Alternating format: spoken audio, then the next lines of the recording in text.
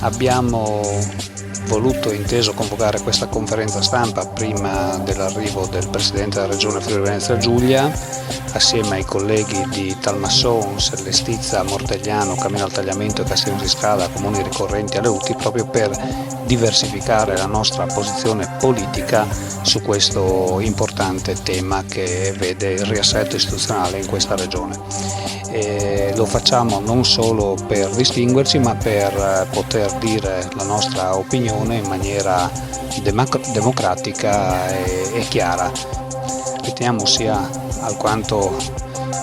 affrettato, nonché al fotofinish, questa discesa a Codroibo per spiegarci che cosa sono le UTI. Noi sappiamo benissimo che cosa sono, tant'è che oggi la nostra presenza qui vuole essere proprio il contrario di quello sgarbo istituzionale che noi riteniamo aver subito in questi mesi. Quindi noi oggi siamo presenti perché riteniamo di rappresentare le istituzioni, sia quelle e le cittadinanze interessate, sia quelle che sono d'accordo con noi che quelle che non sono d'accordo con noi. Rammento che in questo territorio non solo 6 comuni hanno fatto ricorso alle UTI e rappresentano la maggioranza anche dei cittadini del Medio Friuli, ma anche 3 degli altri 5 comuni hanno sottoscritto una lettera che chiede la rivisitazione stessa della legge, quindi avanzerebbero 2 soli comuni che di fatto hanno approvato lo statuto e la costituzione delle UTI, il che pare molto poco. Quello che ha prodotto questa legge noi ribadiamo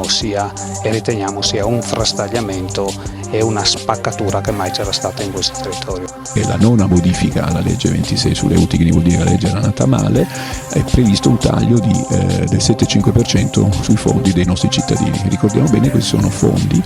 che la legge prevede che siano ridistribuiti tra gli enti locali, non sono fondi aggiuntivi della regione, quindi la matrigna in qualche modo taglia parte dei fondi a chi è cattivo per dargli a chi è buono, secondo lei, ma il diavolo fa le pentole ma non i coperchi, tanto che anche i comuni che hanno approvato gli statuti delle UTI che vogliono entrare non avranno la comunicazione di questi fondi entro il 30 aprile, data ultima per approvare il bilancio, perché Panottin, per paura che noi sindaci impugniamo questo taglio, non le comunicherà, e quindi adesso noi vedremo. Sta di fatto che comunque stiamo valutando altri documenti che la regione ha fatto, dove si parla del fondo perequativo, che sono fortemente limitativi e anche contrari ai nostri cittadini, per poter, difendendo i cittadini, poterli impugnare. Adesso valuteremo, perché vuol dire UTI, vuol dire meno servizi, UTI vuol dire maggiori costi, UTI vuol dire disgregazione del territorio, e noi sindaci, a difesa delle nostre comunità, su questo resisteremo fino alla fine.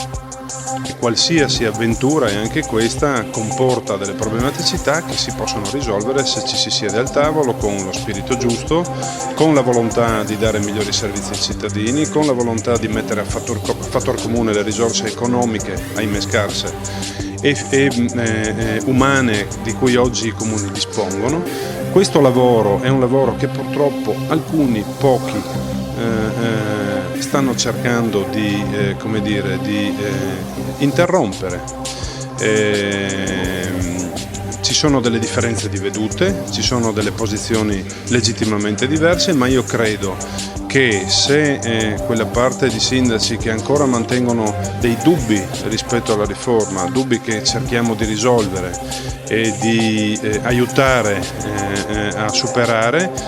se supereranno appunto questa fase, potranno finalmente mettersi a lavorare, ripeto, per il bene delle loro comunità. È un vero peccato che un territorio che ha una lunga esperienza di associazionismo ed è stato spesso un modello di riferimento non colga le opportunità che derivano da questa legge di riforma. Allora, un altro incontro importante, l'Unione Territoriale del Medio Friuli, è stata l'occasione per un confronto anche piuttosto vivace. Non sono tutti d'accordo sulla riforma, però è anche vero che le unioni territoriali partiranno con il 15 aprile, si è